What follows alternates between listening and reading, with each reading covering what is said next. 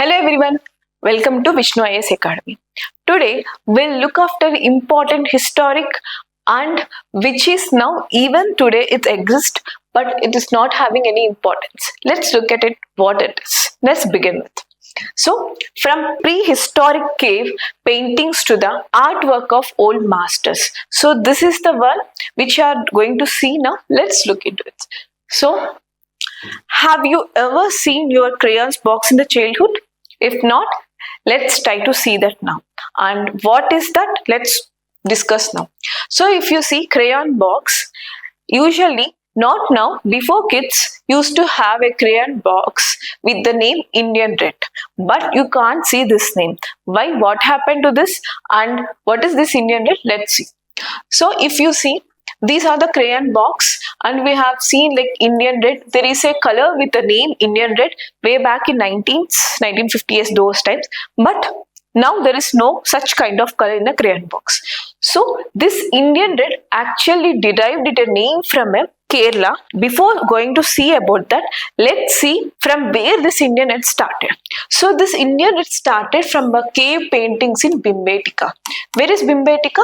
It's in Madhya Pradesh. So from Bhimbetka it started so that we can see all the red color there and the same red color we can see in the later period also. If you see all the crayon boxes which have the humanity of the old art, that's what you can see this red color. And the Bhimbetka cave which has 30,000 year history also has iron rich ochre warm as the Indian sun. If you see all these paintings you can see ochre warm red, right? This everything is red in clear. So Indian Red is such an important role even in the history. The name itself we'll see from where it started and the story behind it. So it started in the 1800s by a Scottish scientist Francis Bushnell. What he did, he started trekking into the hills of the Kerala. The name of the hill is Angadipuram. So Angadipuram is this was the hill. Now presently this is the condition of Angadipuram. Before it was a hill in 1800s. That time this man started trekking to those peaks. Then he saw a brick makers making the bricks from a red color sand. So that's what it shows, and he observed one more important thing, that sand is full of iron oxide. So because of which that sand got a red color. That's what he observed. Later what he did? Later, if you see in Latin, later means brick. So later is the term used for brick in Latin. So what he said, because he is a chemist, he named all that soil as a laterite soil. Because it contains red color soil as a rocks, it is, then he called it as a laterite soil. So the name laterite for this kind of sand or the soil is given by Scottish chemist or the man. His name is Bushnell. Okay, that laterite soon has become the Indian red color because it's a fully in red. And if you observe this red color, it is not a completely red as well. It is somewhat orange red, maybe orange thick red. So that's why people started giving the name because it is most available in the Kerala region and the name also given by Scottish people. So the name itself they have given as Indian Red. So after giving the name as Indian Red, that became a staple for the most of the artists because this Indian Red is very eye-catchy. So all the artists of that period, they started using this Indian Red. So old masters like Rembrandt and Michelangelo has started using this color for shading purpose in their painting and other painting under natural flesh tones. Because if you see these two important persons, they started in their paintings implementing all these red color shades, everything, because it's a natural one. It looks like a sun, it looks like a shining for them. And one more thing is, as it is natural color, its durability and opacity and the warmth, while seeing that color our eye feels blessed. So that's why because of its warm tone and the durability and opacity, people started using this Indian Red more and more, especially in the oil paintings. And apart from that, they started deriving some other colors out of it, like Venice red, Turkey red, Pompeian red, and these all our colors are inspired by Indian red. They are just the shades of the Indian red. The thing is, the mother is Indian red and all others are children, like Venice red, Turkey, everything is children. So this is the painting, European painting, which we can see the Venice, in the Venice. And this not only used by the European people, this color also glowed in our all the heritage and masterpieces of India.